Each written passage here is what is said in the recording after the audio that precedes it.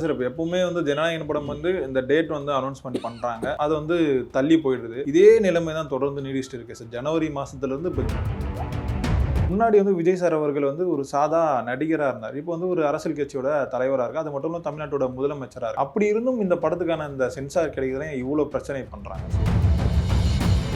ஜனநாயகன் படம் ரிலீஸ் ஆகிறதுக்கான வாய்ப்பு இருக்கா? ஒரு முக்கியமான அறிவிப்பு ஒன்று விட போகிறோங்கிற மாதிரி வந்திருந்தது. எனக்கு ஒரு டவுட் என்னென்னா, ஒருவேளை ஜனநாயகனுடைய ரிலீஸ் தேதியாக இருக்குமோன்னு நினச்சேன்.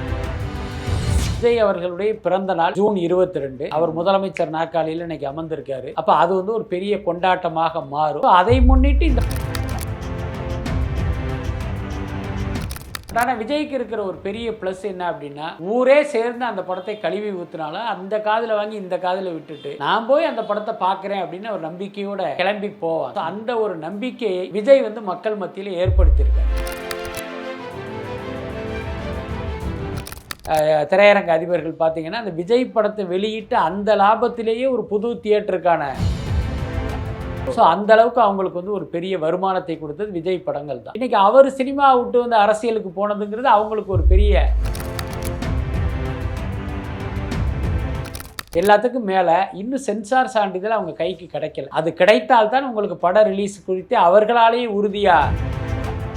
ஆனால் விஜய் இது குறித்து பேசுறது இல்லை, அல்லது தாவேகாவினர் இது குறித்து பேசுறது இல்லைங்கிறதே ஒரு அட்வான்டேஜா எடுத்துக்கிட்டு சென்சார் இன்னமும் இப்படிப்பட்ட ஒரு வேலையை பார்க்கறது நம்ம யோசிச்சு பாருங்க. விஜய் சென்ற இடமெல்லாம் இந்த ஜனநாயகன் குறித்த ஒரு பேசியிருந்தா அது இன்னும் ஒரு பெரிய இம்பாக்ட் ஆகிரும். அந்த 108ங்கிறது 128 கூட வெற்றியை கிடைப்பதற்கு வாய்ப்பாக அமைஞ்சிடும். ஆனால் விஜய் அவர்களை பொறுத்த வரைக்கும் இந்த விஷயத்தை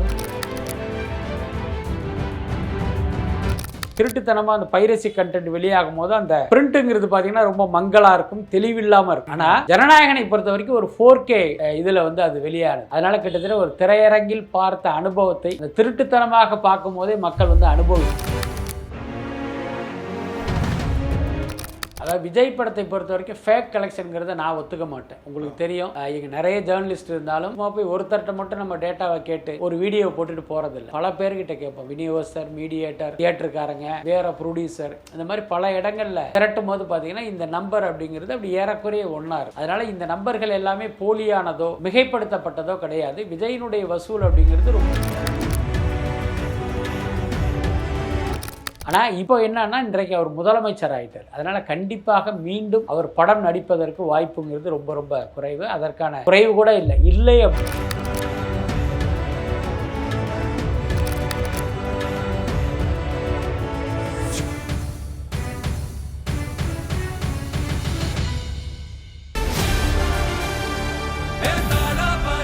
மக்களுக்கு நல்லது பண்றதுக்கு அரசியலுக்கு வாங்கடா, கொள்ளை அடிக்கிறது, கொலை பண்றதுக்கு அரசியலுக்கு. சம்மர் வந்தாச்சு. What's your plan for this holiday? எங்க கிட்ட விட்டுருங்க, நாங்க பாத்துக்கிறோம். GT Holidays. GT Holidays, South India's #1 travel brand. Sir வணக்கம் சார். வணக்கம். எப்படி சார் இருக்கீங்க? நல்லா இருக்கு. Super sir. இந்த ஜனநாயகன் படம் மே 28ஆம் தேதி போல ரிலீஸ் ஆகுதுன்னு சொல்லிட்டு ஒரு செய்தி பார்த்துருந்தோம் சார். ஆனால் அதுக்கான அந்த வேலைகள்லாம் எதுவுமே நடக்கிற மாதிரியே தெரியல. மே 28 ஜனநாயகன் படம் ரிலீஸ் ஆகிறதுக்கான வாய்ப்பு இருக்கா? 100% இல்லை. அதுதான் உண்மை. நான் இன்னைக்கு கூட அந்த கேவியின் தரப்புல பேசினேன். ஓகே. என்ன காரணம், நேற்று பார்த்தீங்கன்னா கேவியினுடைய சோஷியல் மீடியா பேஜில் இன்னைக்கு ஒரு முக்கியமான அறிவிப்பு ஒன்று விட போகிறோங்கிற மாதிரி வந்திருந்தது. எனக்கு ஒரு டவுட் என்னென்னா, ஒருவேளை ஜனநாயகனுடைய ரிலீஸ் தேதியாக இருக்குமோன்னு நினச்சேன். அதுக்கப்புறம் விசாரிக்கும் போது தான் தெரிஞ்சது, சிரஞ்சீவியை வைத்து அந்த நிறுவனம் ஒரு படம் தயாரிக்கிறாங்க. அதனுடைய அறிவிப்புக்கான செய்தி தான் அது. அவர்களை பொறுத்த வரைக்கும் சிரஞ்சீவி பட துவக்க விழாவை பெரிய அளவில் பிரம்மாண்டமாக நடத்திருக்காங்க. அதனுடைய ஏற்பாட்டில் தான் அவங்க முழு கவனமுமே இருக்குது. அதனால் ஜனநாயகனை பொறுத்த வரைக்கும் அவங்களுடைய மைண்ட்லேயே இல்லை. நம்ம ஏற்கனவே பல பேட்டிகளில் சொன்னது தான், விஜய் அவர்களுடைய பிறந்த நாள் ஜூன் மாதம் வருது. அதை முன்னிட்டு 18ஆம் தேதி அந்த படத்தை கொண்டு வருவதற்கு வாய்ப்பு இருக்குது.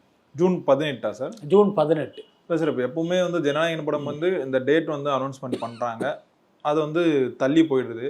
இதே நிலைமை தான் தொடர்ந்து நீடிச்சிட்டு இருக்கு சார். ஜனவரி மாதத்துலேருந்து இப்போ ஜூன் மாதம் வரைக்கும் வந்துடுச்சு. ஜூனும் ரிலீஸ் ஆகாத ஒரு வாய்ப்பு இருக்குன்னு சொல்கிறாங்களே சார். அதாவது நல்லா கேட்டுங்க, இது எல்லாமே நம்முடைய யூகங்கள் தான். இத்தனாம் தேதி வரலைன்னா இந்த படம் இத்தனாம் தேதி வரும். இன்னொன்று, விஜய் அவர்களுடைய பிறந்த நாள் ஜூன் 22. அவர் முதலமைச்சர் நாற்காலியில் இன்னைக்கு அமர்ந்திருக்காரு. அப்போ அது ஒரு பெரிய கொண்டாட்டமாக மாறும். ஸோ அதை முன்னிட்டு இந்த படத்தை கொண்டு வரணும். இது அவருடைய கடைசி படம். அவருடைய பிறந்த நாளில் கொண்டு வந்தால் அது இன்னும் டபுள் ட்ரீட்டாக இருக்குமேங்கிற அடிப்படையில் அப்படி ஒரு முயற்சி நடக்குதுன்னு தான் நம்ம சொன்னோம். எல்லாத்துக்கும் மேலே இன்னும் சென்சார் சான்றிதழ் அவங்க கைக்கு கிடைக்கல. அது கிடைத்தால்தான் உங்களுக்கு பட ரிலீஸ் குறித்து அவர்களாலேயே உறுதியாக சொல்ல முடியும். அதனால் இந்த கட்டத்தில் வருகிற செய்திகள் எல்லாமே யூகங்கள் தான், நாம் சொல்கிற தகவல் உட்பட. Okay okay sir. இப்போ ஆக்சுவலாக விஜய் சாரும் அந்த ஜனநாயகன் படத்தை வந்து பெருசாக கண்டுக்கிறது சார். அந்த சிஎம் ஒர்க்கில் வந்து ரொம்பவே பிஸியாக இருக்கார். இப்போ அதே மாதிரி ஜனநாயகன் ப்ரொடக்ஷன் டீமும் வந்து இது பெருசாக வந்து கண்டுக்கிறது இல்லை சார். ஃபேன்ஸ் மட்டும்தான் அங்கங்கே இந்த படம் வந்து வந்தே ஆகணும்னு சொல்லிட்டு சில அந்த கோரிக்கைகள்லாம் வைக்கிறத வந்து நம்மளால் பார்க்க முடியுது சார். முன்னாடி வந்து விஜய் சார் அவர்கள் வந்து ஒரு சாதா நடிகராக இருந்தார். இப்போ வந்து ஒரு அரசியல் கட்சியோட தலைவராக இருக்கார். அது மட்டும் இல்லாமல் தமிழ்நாட்டோட முதலமைச்சராக இருக்கார். அப்படி இருந்தும் இந்த படத்துக்கான இந்த சென்சார் கிடைக்கிறதே இவ்வளோ பிரச்சனை பண்ணுறாங்க சார். இல்லை, அதுதான் அந்த படத்துக்கு பிரச்சனை என்பது அந்த படத்தில் உள்ள கண்டென்ட்டுக்காக கிடையாது. அதை முதல்ல நம்ம புரிஞ்சுக்கணும். எல்லாத்துக்கும் மேலே ஜனநாயகன் படம் திருட்டுத்தனமாக வெளியிடப்பட்டு பல பேர் அந்த படத்தை பார்த்துட்டாங்க. ஸோ அப்படி பார்த்தவர்கள் அடித்த கமெண்ட் என்னன்னா, இந்த படத்தில் ஒன்றுமே இல்லையே, எதுக்கு இந்த படத்தை சென்சார் வந்து இப்படி முடக்கி வச்சுருக்காங்க அப்படிங்கிறது தான் பல பேருடைய கேள்வியாக இருக்குது. இதை வந்து நான் பல மாதமாக சொல்லிகிட்டு இருக்கேன். ஏன்னா நமக்கு உள்ளுக்குள்ள அந்த தயாரிப்பு நிறுவனத்தில் பல நண்பர்கள் இருக்காங்க. அவர்கள் சொன்ன தகவலின் அடிப்படையில் படத்தில் எந்த பிரச்சனையும் இல்லை.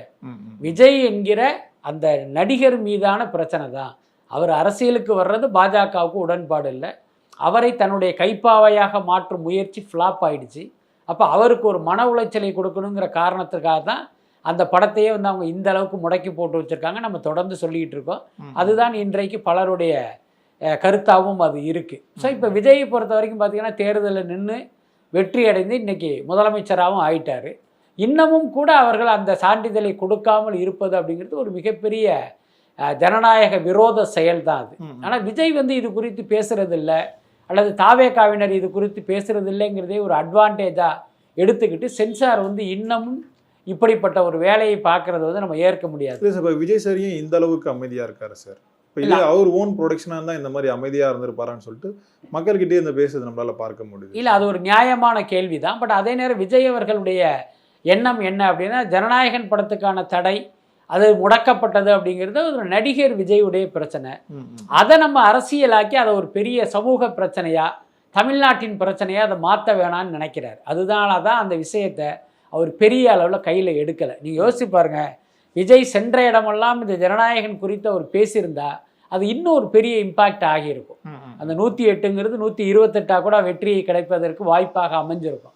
ஆனால் விஜய் அவர்களை பொறுத்த வரைக்கும் இந்த விஷயத்தை வந்து அவர் கையில் எடுக்கவே இல்லை. ஏன்னா இது வந்து நம்ம பிரச்சனை, இதை நம்ம அப்புறமா பார்த்துக்கலாம், இதை மக்கள்கிட்ட எடுத்துகிட்டு போவேணான்னு அவர் நினச்சார். அதை மீறி போகிற போக்கில் சில இடங்களில் அப்படி ஒரு 1-2 வார்த்தைகள் சொல்லிட்டு கடந்து போயிருக்காருங்கிறதே மறுக்க முடியாது. ஆனால் இவரை பொறுத்த வரைக்கும் இந்த விஷயத்தை நம்ம அரசியலாக்க வேணான்னு நினைக்கிறார். Okay okay sir.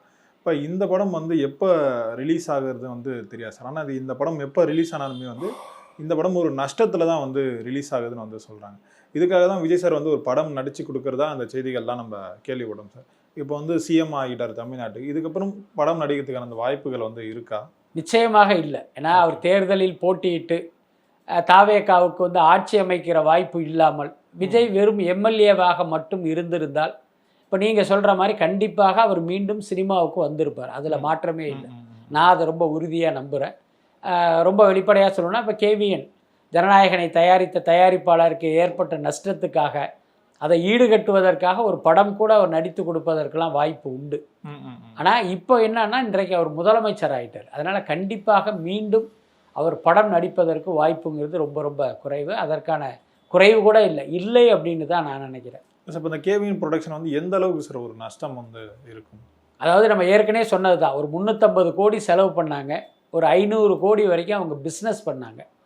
ஆனால் இப்போ என்னாச்சு அப்படின்னா, இந்த படம் டிலே ஆனதுனால படத்தை வாங்கினவங்க எல்லாமே அந்த அக்ரிமெண்ட்டை கேன்சல் பண்ணிட்டாங்க. இப்போ உதாரணத்துக்கு ஒரு 120 கோடிக்கு அந்த படத்தினுடைய டிஜிட்டலை வாங்கினவங்க இப்போ வேணான்னு சொல்லிட்டாங்க.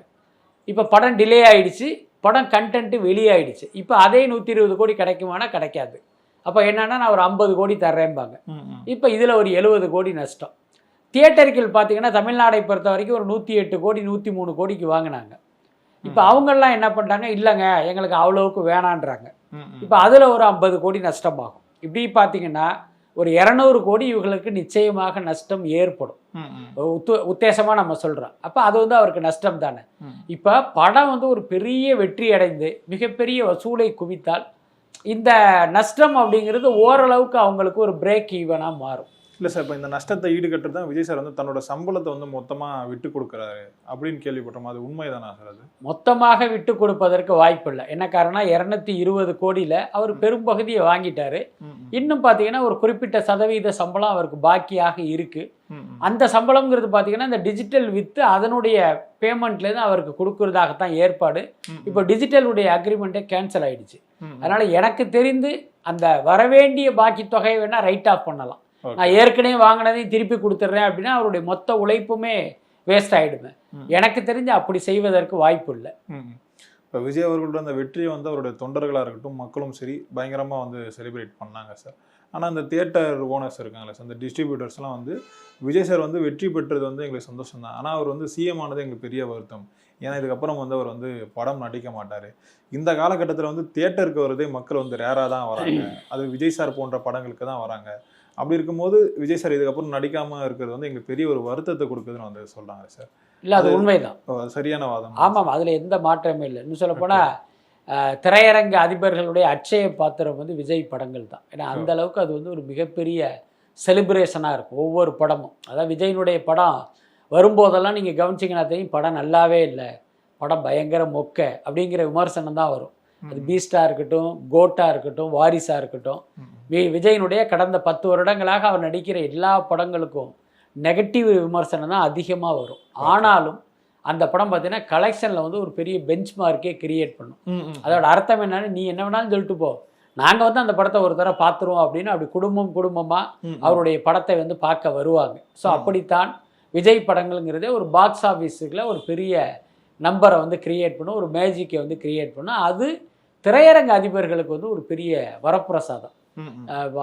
சில திரையரங்க அதிபர்கள் பார்த்தீங்கன்னா அந்த விஜய் படத்தை வெளியிட்டு அந்த லாபத்திலேயே ஒரு புது தியேட்டருக்கான ஒரு இன்வெஸ்ட்மெண்ட்டை துவக்குவாங்க. ஒரு இடம் வாங்குறது, ஒரு தியேட்டர் லீஸுக்கு எடுக்கிறது. ஸோ அந்த அளவுக்கு அவங்களுக்கு வந்து ஒரு பெரிய வருமானத்தை கொடுத்தது விஜய் படங்கள் தான். இன்னைக்கு அவர் சினிமா விட்டு வந்து அரசியலுக்கு போனதுங்கிறது அவங்களுக்கு ஒரு பெரிய இழப்பு தானே. அதே நேரம் விஜயினுடைய இடத்தை எதிர்காலத்தில் வேற யாரோ ஒருத்தர் வந்து ஃபில்லப் பண்ணுவார். அது எப்போன்னு தெரியாது, யாருன்னு தெரியாது. அப்போ இந்த இடைப்பட்ட காலங்கிறது அவங்களுக்கு நஷ்டம் தானே. அதனால தியேட்டர் அதிபர்களை பொறுத்த வரைக்கும் விஜய் அரசியலில் அடைந்த வெற்றி மற்ற எல்லாரையும் சந்தோஷப்பட வைத்திருக்கும், இவர்களை மட்டும் வருத்தப்பட வைத்திருக்குங்கிறது தான் உண்மை. இப்போ எப்பவுமே விஜய் சாரோட படம் வந்து ரிலீஸ் ஆகுதுன்னா அவ்வளோ ஈஸியாக வந்து ரிலீஸ் ஆகுது சார். அந்த படத்துக்கு முன்னாடி நிறைய பிரச்சனைகளை வந்து சந்திக்கும். அதே மாதிரி தான் ஜனநாயகன் படமும் வந்து பெரிய பிரச்சனைகள்லாம் வந்து சந்திச்சிருக்கு சார். அதே மாதிரி படம் ரிலீஸ் ஆனால் அந்த நெகட்டிவ் ரிவ்யூஸ் இப்போ நீங்கள் சொன்ன மாதிரி வந்து நிறைய வந்து கொடுப்பாங்க சார். இந்த படம் ஏற்கனவே வந்து நிறைய பேர் வந்து பார்த்துட்டாங்க, நெகட்டிவ் ரிவ்யூஸ் வந்து கொடுத்துறாங்க. அப்படி இருக்கும்போது இந்த படம் எப்படி சார் பெரிய வசூல் வந்து அடையும்?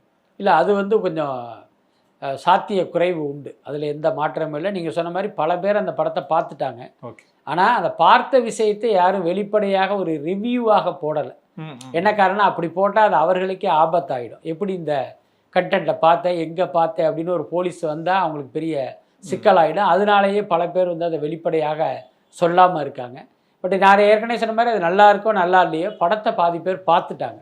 அப்போ இந்த படம் திரையரங்குக்கு வரும்போது பார்த்தீங்கன்னா அந்த வழக்கமாக விஜய் படத்துக்கு இருக்கிற அந்த ஒரு பெரிய ஓப்பனிங்கும் அந்த க்ரௌடும் இந்த படத்துக்கு இருப்பதற்கான வாய்ப்புங்கிறது ரொம்ப ரொம்ப குறைவு. அதிலும் பார்த்தீங்கன்னா இந்த திருட்டுத்தனமாக அந்த பைரசி கண்டென்ட் வெளியாகும் போது அந்த பிரிண்ட்டுங்கிறது பார்த்தீங்கன்னா ரொம்ப மங்கலாக இருக்கும், தெளிவில்லாமல் இருக்கும். ஆனால் ஜனநாயகனை பொறுத்த வரைக்கும் ஒரு 4K இதில் வந்து அது வெளியானது.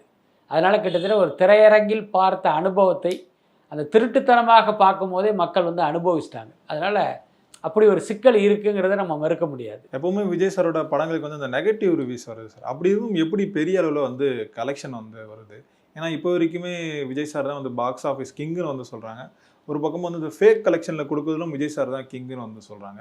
இந்த விஷயத்தை நீங்கள் எப்படி சார் பார்க்குறீங்க? அதாவது விஜய் படத்தை பொறுத்த வரைக்கும் ஃபேக் கலெக்ஷனுங்கிறத நான் ஒத்துக்க மாட்டேன். உங்களுக்கு தெரியும், இங்கே நிறைய ஜேர்னலிஸ்ட் இருந்தாலும் என்னை போன்ற வெகு சிலர் தான் அந்த கலெக்ஷன் குறித்த டேட்டாவெல்லாம் வந்து தேடி தேடி வந்து கலெக்ட் பண்ணுவோம். நம்மை பொறுத்த வரைக்கும் ஒரு உண்மையான டேட்டாவை மக்களுக்கு கொடுக்கணும் அப்படிங்கிற அந்த எண்ணத்தில் தான் நம்ம அதை தொடர்ந்து பண்ணிக்கிட்டு இருக்கோம். அப்படி பல தரப்பினரிடம் பேசுவோம். சும்மா போய் ஒருத்தர்கிட்ட மட்டும் நம்ம டேட்டாவை கேட்டு ஒரு வீடியோவை போட்டுட்டு போகிறதில்ல. பல பேர்கிட்ட கேட்போம், விநியோகஸ்தர், மீடியேட்டர், தியேட்டருக்காரங்க, வேறு ப்ரொடியூசர், இந்த மாதிரி பல இடங்களில் திரட்டும் போது பார்த்திங்கன்னா இந்த நம்பர் அப்படிங்கிறது அப்படி ஏறக்குறைய ஒன்றா இருக்கும்.